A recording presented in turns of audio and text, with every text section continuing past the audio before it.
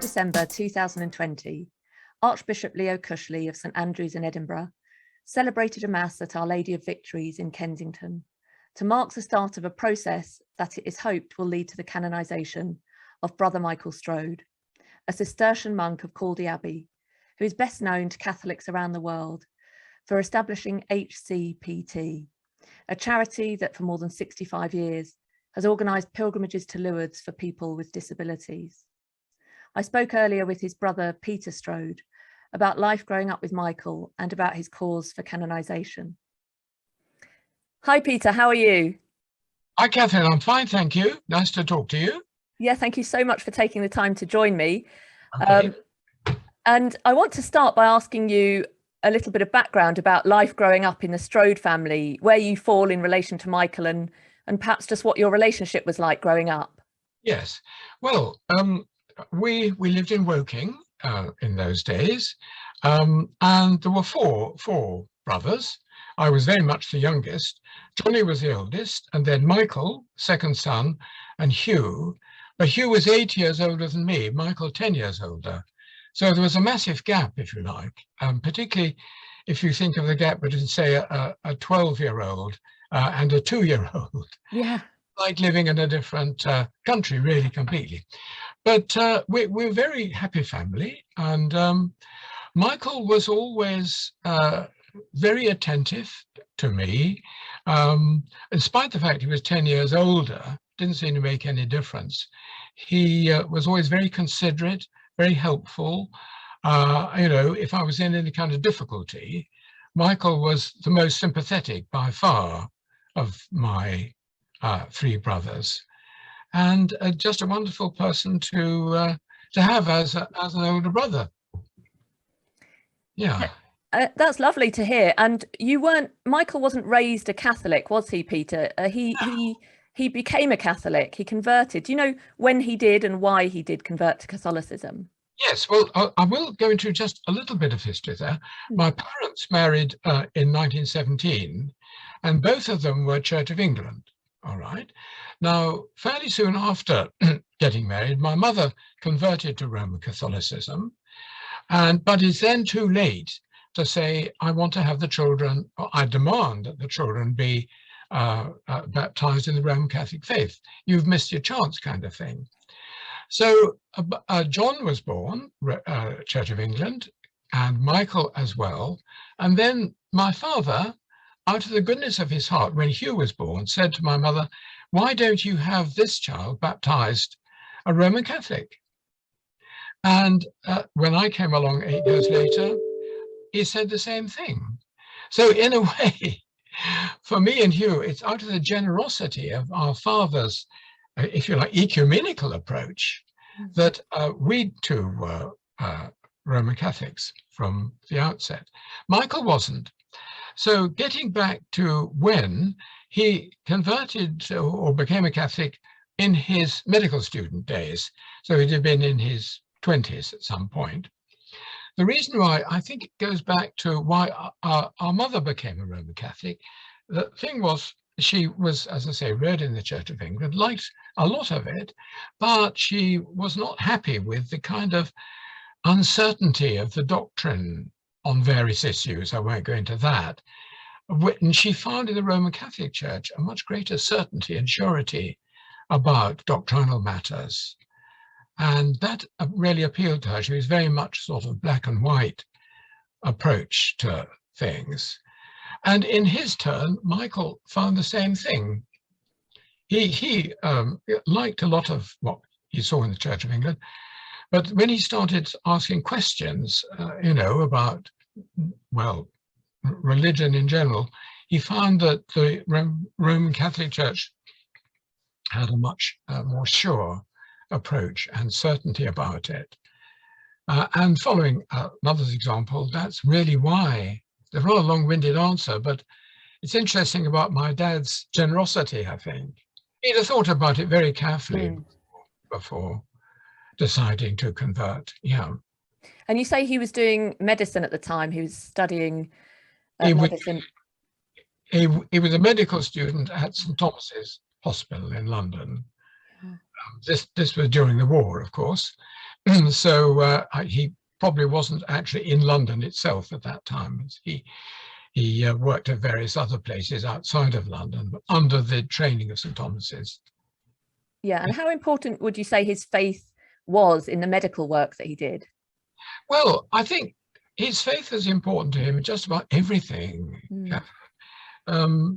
His medical work, but I mean, his whole life, you know, it was fundamental to his whole life, his whole approach to life. I'd say to that one. Yeah. And how did that look to you? His faith was important in every aspect of his life. As his brother, how did that come across? How was that shown in his day-to-day living?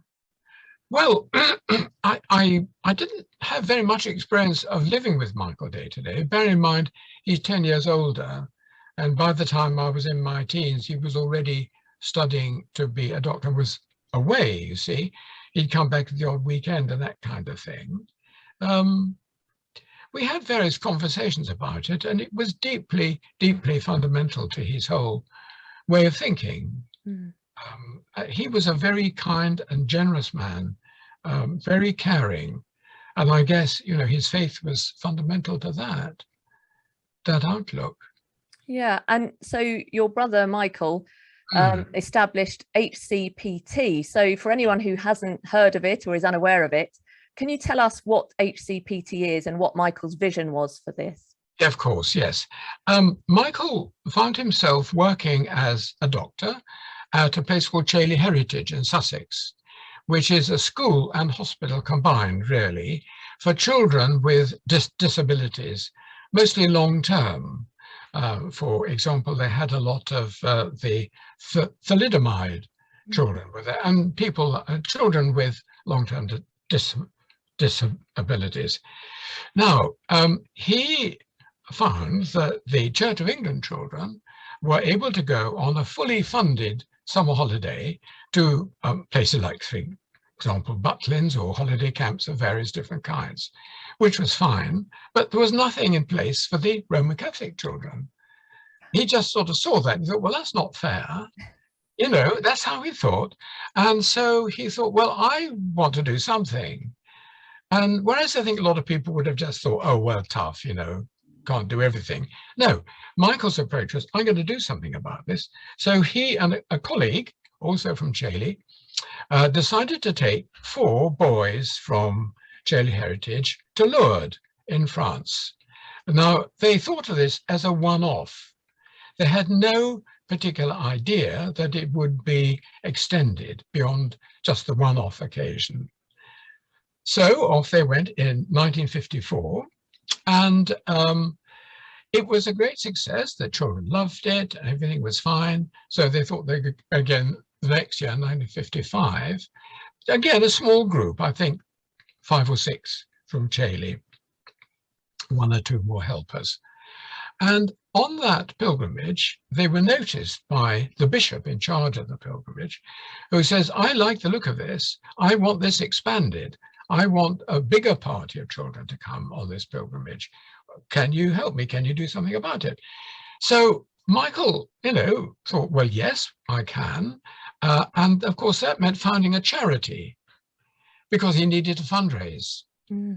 Up till then, I think it had been sort of donations from various people privately had funded the thing. But then from there on in, if you're going to raise money, you've got to be a charity. So hence, the Handicapped Children's Pilgrimage Trust was formed, HCPT. A very small enterprise, you know, 10 or 12 children, maybe helpers as well. Nothing like it became over the years. And from there on, really, it just grew exponentially. Michael was at the heart of it, but I wouldn't say he was most prominent in expanding it. The various other trustees were very, very progressive and dynamic about expanding it in the early days. And it just grew. In fact, I think Michael would have been in favor of sort of cutting it down a bit, curtailing it, because the admin work and all the work that he did as chief medical officer was getting bigger and bigger all the time. And there were no paid staff initially. all done by a voluntary body of trustees. And it just got bigger, and at its height, we're talking about a pilgrimage of 5,000 or so people. Yeah. I think by far the biggest from the UK, by far. 2,000 children, 3,000 helpers, that sort of thing, coming from many, many, many different countries, many European countries, the USA. We even had children at one time from Peru, Canada. And now I'm told there's still representation from about 14 different countries. Michael would have had no idea that it was going to grow like that.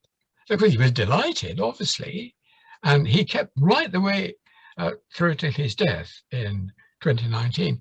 He was fundamental to it. He knew what was going on, and he was kept informed by the trustees, and so on. So I guess that's rather long-winded answer to your question. It's not long-winded at all, Peter. You carry on. You carry on as long as you want to, and say as much as you'd like to. Okay. Well, we just add to that, Catherine, that as well as the pilgrimage, the Easter pilgrimage, there is, of course, Hosanna House, which is it started life as a hotel. It's just outside of Lourdes, and HCPT bought it, I think, in 1975. And it was almost perfect for a place where disabled adults could go, because the children became adults and they said, we want to keep coming to Lourdes. We want to keep coming to Lourdes, but we can't come with HCPT. Can only take children, handicapped children's pilgrimage trust. So what's going to happen to us? So anyhow, HCPT bought this hotel outside of Lourdes in Bartres, and it's all gone on from there. They expanded it and so on. Again, in a full year, you're talking about 2,000 or so adults coming throughout the season, from April through to about late October. So that's in addition to the Easter pilgrimage.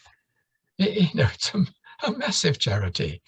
We had no idea, Michael had no idea in those early days. No, it's amazing, isn't it? It just shows what God does. Yes. That from Michael's idea, and he had that seed of an idea, and then he just acted, and then God did the rest, and it flourished into what it is today. That's right. That's right. That's exactly right. And working through, and the other thing, the point to make, the great majority of helpers are young people. The kind of people the church keeps saying, where are the young people? We can't get them to church. Yeah. But they go with the HCPT pilgrimage. Yeah. They do. Yeah. And so, there's a lesson to be learned somewhere there. I'm not sure what. Definitely. And I presume then young people can get involved even to this day, and they can look on the website. Of course. Yes. So we'd encourage that. Absolutely. Yes. Yeah. Brilliant. So Peter, there is now this cause for your brother Michael's canonization. Yes. And why do you think he should be canonized? What are your ideas about why he should be a saint? Why he is a saint? He is a saint. All right. Well, speaking from my own personal experience, he was a very kind and generous man. I know that doesn't make him a saint, but it's the start. Very deep into his religion, generous. In addition to HCPT and all that went with that, he with his own money, he bought a house near Chailey called Leyden House, and started another charity. Bought this house, and this was to be a holiday home for children at Chailey who had nowhere to go in the holidays or at other times. There was a little group of children who'd been more or less abandoned by their parents or no connection. And other than that, they just stick around at Chailey, where they always were. So Michael bought this house with his own money and got the thing going. And it lasted, I think about 20 years or more. It was a great success. So, that's another indication. That's two charities, let alone the fact that having reached retirement age, 65, 68, he then decided that, he could have had a very happy, comfortable retirement. Living in Sussex, his health was good. He had tremendous involvement with the two charities which he'd started. He'd had plenty to do. And, you know, that would have been a great way to finish off his life, kind of thing. But no, he decided that he would join the Cistercian order, a community on Corley Island. Now, the Cistercian order is very severe. It is, you know, very demanding indeed. You go and live a life there. It is a very austere life of self-giving, and it's not a comfortable life at all. So he decided he would do that. It wasn't an easy decision by any means, and there was a point when he thought that he'd made the wrong decision, that was going to come out. Right. And I know he was very challenged with this, and he told Hugh and I that he was coming out, and we were pleased from our point of view.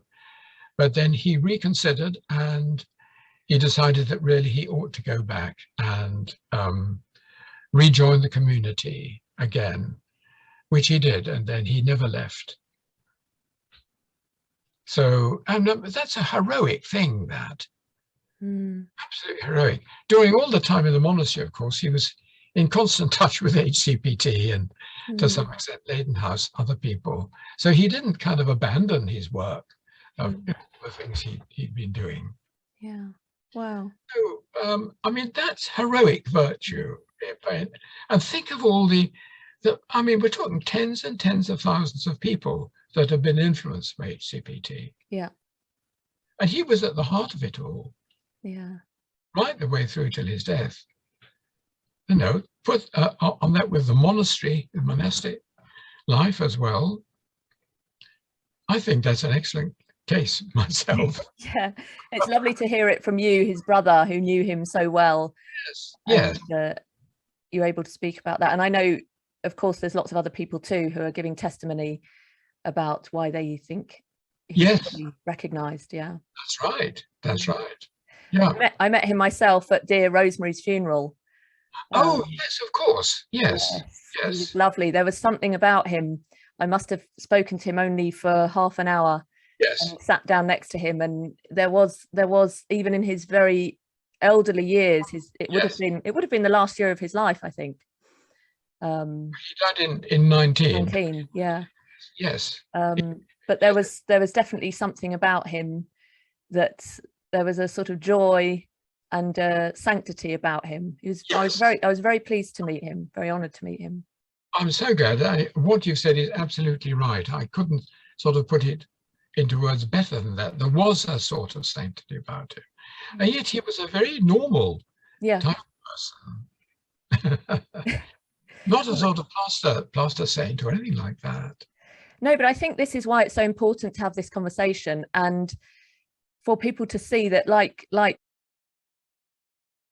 who denied Jesus, and you know, King David, the scripture's full of people who are flawed, human beings like ourselves. We make mistakes, but we strive for holiness. And the fact that he was ordinary and normal should speak to us about the fact that we, in our ordinariness and normality, are called to be saints as well. Exactly, Catherine. That's absolutely right. I think that's why it is so very important that we do all we can to establish his cause. Yeah. And what and to finish, Peter, thank you for your time. What do you think then Michael would make of this himself, this cause? I think he tried to discourage it. He was never one for the limelight, never one to put himself forward, never one to seek praise. For example, I mean, he was awarded the MBE. I don't know whether you knew that. He was awarded the MBE for his work with HCPT and also for his work at Chailey Heritage. But he declined to accept that because he thought he wasn't, he wasn't worthy of it. Yeah. And not many people turned down an MBE, do they? No. So he was anything but one to push himself forward. Yeah. Well, let's continue to pray for his cause, and to give thanks for his life and the repercussions of all the great work that he's done by the grace of God. And thank you very much, Peter, for joining me. All right, then. Thank you. God bless you and your family. Okay, and yours. Bye-bye. Bye-bye. Bye-bye.